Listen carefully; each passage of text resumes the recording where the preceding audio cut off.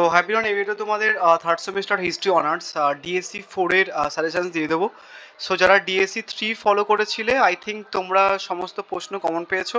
And আমি তোমাদের 5 মার্কসের বা 20 মার্কসের প্রশ্নগুলো দেখছিলাম, সব কটা 5 মার্কস, যে কটা 5 মার্কস পরীক্ষা দিয়েছিল সব কটা 5 মার্কস অ্যাকচুয়ালি কমন পড়ে গেছিলো, মানে স্টার মার্কস যেগুলো মানা ছিল, ঠিক আছে।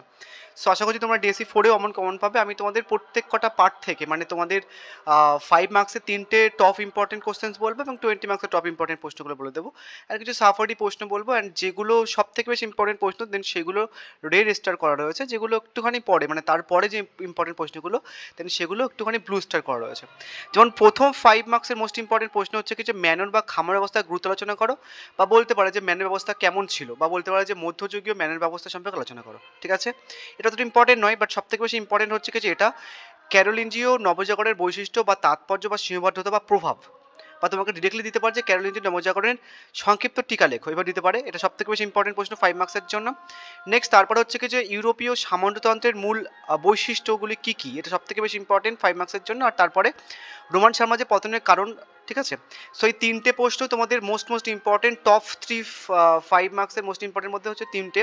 এবার সাপোর্টিভ হচ্ছে কি যে এটা যেমন ম্যানুয়াল ব্যবস্থার একটা সাপোর্টিভ, তারপর হচ্ছে কি তোমার এটা হচ্ছে কিনা কয় লয় হস্যু দুত নয় দীর্ঘি র হবে, ঠিক আছে, নয় সরি দুটো নয়সি র হবে। এটা টাইপিংয়ের এখানটা একটুখানি সমস্যা হয়ে গেছে, মানে টাইপিং অ্যাকচুয়ালি আসে না। ক্লুনির সংস্কার আন্দোলন সম্পর্কে আলোচনা করো, আর একটা হচ্ছে কি যে ইউরোপীয় যুগে মধ্যযুগে ইউরোপের জাদুবিদ্যা সম্পর্কে আলোচনা করো। তো এইগুলো হচ্ছে কি সাপোর্টিভ দুটো প্রশ্ন বা 3টে প্রশ্ন আমি রেখেছি, এগুলো চাইলে দেখে যেতে পারো। অ্যান্ড মোস্ট ইম্পর্টেন্ট 3টে প্রশ্ন বলে দিলাম। এবার 20 মার্কসের প্রশ্ন দেখো, 20 মার্কসের সব থেকে বেশি ইম্পর্টেন্ট প্রশ্ন, অ্যান্ড তুমি যে হয়তো সব জায়গায় দেখতে পাবে কারণ এটা সব থেকে বেশি ইম্পর্টেন্ট প্রশ্ন। এটা হচ্ছে কি তোমার এই এরকম বানানো হবে, ঠিক আছে, ক্রুসেড। এবার প্রিভিয়াস ইয়ারে কোনো কোনো জায়গায় দেখলাম তালবস্যা আছে, কোনো কোনো জায়গায় দন্তস্যা আছে, তো আমি দুটোই রেখে দিয়েছি, তোমরা যেটা পছন্দ সেটা করে নিও। কি বলা আছে, ক্রুসেডের পটভূমি আলোচনা করো, ডিরেক্টলি দিতে পারে, বা বলতে পারে তাৎপর্য লেখো, ডিরেক্টলি দিতে পারে, বা ক্রুসেড কি নিছক ধর্মযুদ্ধ ছিল, এভাবে কিন্তু দিতে পারে। এবং এটা কিন্তু 5 মার্কসের জন্য ইম্পর্টেন্ট। অ্যান্ড এই প্রশ্ন তোমাদের পড়বেই পড়বে, সেটা 5 মার্কসের পড়ুক বা হচ্ছে কি 20 মার্কসের পড়ুক, বাট এই প্রশ্নটা কিন্তু পড়বেই পড়বে। বা বলতে পারে যে ক্রুসেড কি, ক্রুসেড বা ধর্মযুদ্ধের পটভূমি বিস্তার বা কারণ আলোচনা করো, বা বলতে পারে ক্রুসেড ধর্মযুদ্ধের গুরুত্ব বা প্রভাব আলোচনা করো। অনেকভাবে দেয় প্রশ্নটা, একটুখানি দেখে নিও। তারপরে মোস্ট ইম্পর্টেন্ট প্রশ্ন হচ্ছে কি যে হযরত মোহাম্মদ আমলে বা খলিফাদের আমলে ইসলামের সঙ্গে ইহুদি ও খ্রিস্টানদের সম্পর্ক, বা হযরত মোহাম্মদের সঙ্গে ইহুদিদের সম্পর্ক, এভাবে কিন্তু দেয়। বা বলতে পারে ইহুদি ও খ্রিস্টানদের মধ্যে মুসলমানদের বৈষম্যমূলক আচরণ গুলো আলোচনা করো। নেক্সট 3 নম্বর ইম্পর্টেন্ট প্রশ্ন হচ্ছে কি দ্বাদশ শতকীয় নবজাগরণের বৈশিষ্ট্য। এবার তোমাদের একটা বলি, একটা প্রশ্ন আমি তোমাদের 5 মার্কসের দিয়েছি না, করলিঞ্জিও নবজাগরণ, এবং সেই অ্যান্সারটা কিন্তু এই যে দ্বাদশ শতকীয় নবজাগরণের বৈশিষ্ট্য এটাতে কিন্তু হয়ে যায়। এটা করে নিলে ওটার করতে হয় না, তাও তোমরা সেপারেটলি দেখে রাখবে যেহেতু প্রশ্নটা ইম্পর্টেন্ট।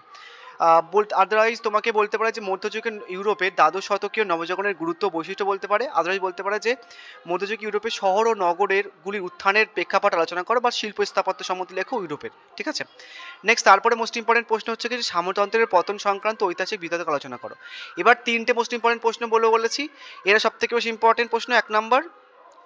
নেক্সট হচ্ছে কি যে 2 নম্বর, তারপর হচ্ছে কি যে 3 নম্বর। এটাও কিন্তু ইম্পর্টেন্ট প্রশ্ন, ছাড়া যায় না, তাও আমি সেই জন্য 3টে স্টার মেরে রেখে দিয়েছি, চাইলে এটা করে নিতে পারো। নেক্সট কিছু মানে খুব একটা ইম্পর্টেন্ট প্রশ্ন নয়, বাট সাপোর্টিভ কিছু প্রশ্ন, তেমন হচ্ছে কি মধ্যযুগীয় ইউরোপীয় শিক্ষা ব্যবস্থার বিদ্যালয়গুলির অবদান বা উত্থানের প্রেক্ষাপট আলোচনা করো। মানে তোমাদের বিশ্ববিদ্যালয়ের অবদান দিতে পারে বা উত্থানের প্রেক্ষাপট আলোচনা করতে বলতে পারে। আদার্স বলতে পারে 6 নম্বর প্রশ্ন পিরেন তথ্য, বা পিরেন তত্ত্ব বলতে কী বোঝে, এভাবে কিন্তু দিতে পারে। সো টোটাল আমি 6টা প্রশ্ন দিলাম মোস্ট ইম্পর্টেন্ট, 6টার মধ্যে তোমরা পেয়ে যাবে, কোনো সমস্যা হবে না। ডিএসসি 3 যেরকম 100% কমন পেয়ে গেছো, ডিএসসি 4ও পেয়ে যাবে। So thank you.